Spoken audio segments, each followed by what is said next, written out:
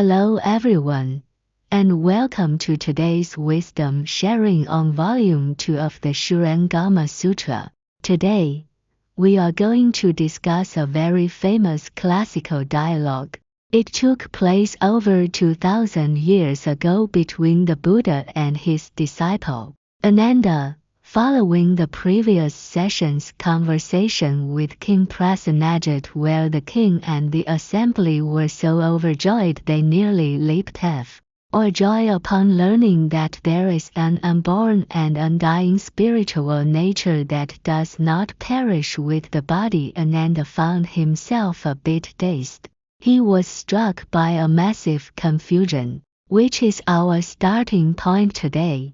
If the Buddha says my nature of seeing and hearing is unborn and undying, then why does he say I have lost my true nature? If it is undying and always there, how can it be lost? And how have I become a person of inverted actions? If you have ever felt that life is busy yet empty, feeling like you are fighting with all your might every day without knowing exactly what for, then Ananda's doubt is actually your doubt as well. Part 1. The loss that was never lost. Ananda is a typical intellectual. He likes to scrutinize words. He asked the Buddha, world-honored one, if something is unborn and undying, it should be there forever. Since you say I am unborn and undying, yet also say I've lost it, isn't that a contradiction? This is like a modern person looking for their phone. The phone is clearly in your pocket, yet you run through the streets asking everyone, where is my phone? When the Buddha says Ananda has lost his true nature, he doesn't mean the thing is gone. He means you no longer recognize it. Imagine that every day you are using your spirituality to see, to hear, to work, and to love. Without this spirituality, you would be nothing but a wooden carving. The problem is, while you use it every day, you fix your gaze only on the phenomena it creates. You stare at money, at fame, at the partner who makes you angry. You spend all your energy on these phenomena, but you never turn back to look at the essence that is doing the seeing and hearing, because you don't recognize it. To you, it is as good as lost. This is what is called losing the true nature. Part 2. The magic trick of upright and inverted, the drooping hand and the raised arm. Next, the Buddha performed a very interesting demonstration. He lowered his golden arm, fingers pointing down, and asked Ananda, look at my hand. Is it upright or inverted upside down? Ananda replied, the people of the world would call this inverted. The Buddha then raised his arm, fingers pointing up, and asked, and now? Ananda replied, now it is upright. Please pay attention to this detail. The Buddha didn't just use theory to pressure Ananda. He used this simple movement as a physical teaching. The Buddha told Ananda, look, it is the same hand. When it points up, you call it upright. When it points down, you call it inverted. But has the essence of the hand changed? No, this is the truth of inversion. In this world, the men, women, old, young, airplanes, and cannons we see are essentially manifestations of our self-nature. But we insist that these phenomena are real. We think if something is born, it exists, and if it dies, it is gone. We are happy when things point up and miserable when they point down. The Buddha is called the one of right and universal knowledge because he knows that whether the hand is up or down, the hand is still the hand, and the nature is still the nature. We are called inverted in nature because we are fooled by the direction of the hand. We think our nature is gone when we manifest as a sentient being. and only returns when we manifest as a Buddha. This universal cognitive error is called invariant. Part 3. How the body is formed. The hardcore science pop on obscurity. Ananda listened but was still staring blankly. The sutra describes this as staring wide-eyed at the Buddha. So, the Buddha decided to be even more blunt. He gave a hardcore history of the formation of life, explaining where this physical body and the deluded mind come from. We need to focus on these key terms: obscurity, darkness, emptiness, form, and body. The Buddha said that the original spiritual man is perfect and clear, but it is as if a mist rises over the ocean. We develop an impulse to recognize something or create something.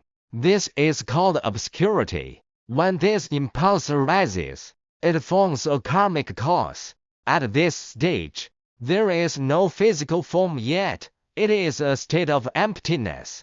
Then, this empty karmic cause meets the conditions of the parents. When the three conditions harmonize, it forms a zygote in the dark womb. This is called condensing darkness into form. Here is the fascinating part. The Buddha said that when you were just a tiny speck in the womb, you weren't completely ignorant. What were you doing? You were remembering. You were remembering past events from previous lives, thinking in your subconscious, how did I used to see things? Thus, the eyes grew. How did I hear sounds? Thus, the ears grew. If you had blinded someone in a past life, the shadow of that karma would cause you to fail at weaving the eyes while building the body. In this way, stage by stage, the physical body is woven and formed. Part 4. Shaking within the gathered conditions. The busy mind. Once the body exists, it isn't over. You continue to use the 6 faculties: eyes, ears, nose, tongue, body, mind to gather intelligence from the outside. Seeing beautiful clothes or hearing sweet words is called gathering conditions. Once gathered inside, your mind begins to shake or alter. The word shake is used exquisitely here. It represents weaving, tumbling, and the high-speed spinning of the brain. You weave thoughts in your head. How can I buy those clothes? How can I make that person like me? After weaving, you begin to run outward toward objects, rushing out like a madman to physically act and create. Finally, you take this muddled, weaving, chaotic movement and mistake it for your true mind. You feel that the energy which is anxious, calculating, and conflicted every day is you. Furthermore, you believe this mind lives inside your tiny physical body. The Buddha said this is the most pitiful part. Once you believe the mind is inside the body, you limit your vast, boundless spirituality to a 100-pound lump of flesh. Part 5. Abandoning the ocean for a bubble. The doubly deluded. Finally, the Buddha gave a deafening metaphor: the clarity of 1,000 oceans.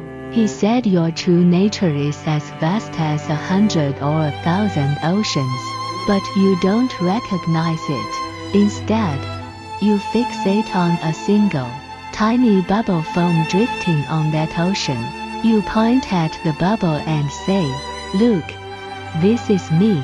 This is my entire life, the totality of my mind's waves." You abandon the entire ocean for a bubble that could pop at any moment.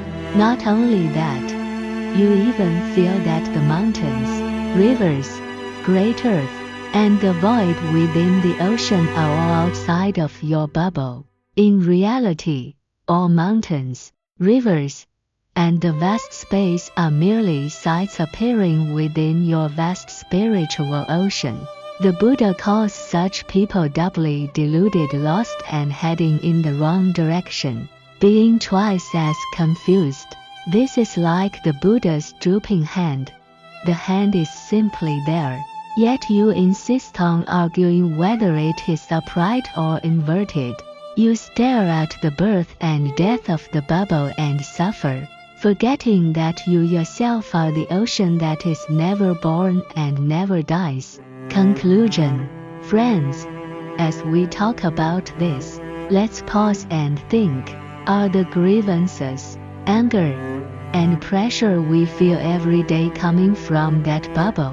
We tremble because the bubble was blown by the wind. We are ecstatic because the bubble grew a little larger, but we forget that no matter how the bubble changes, it never leaves the ocean. It is a part of the ocean. The self-nature is inherently unmoving. What moves is our deluded weaving of thoughts. Stop abandoning the entire ocean to claim a tiny bubble. When you realize that your mind reaches outwardly to the mountains, rivers, and the great void, you will discover that what you originally possess is 10,000 times grander than what you are currently striving for. Thank you for listening to today's sharing. Next time you feel your mind is in a tangle, try telling yourself, "This is just a bubble shaking on the ocean, and I am the sea." See you next time.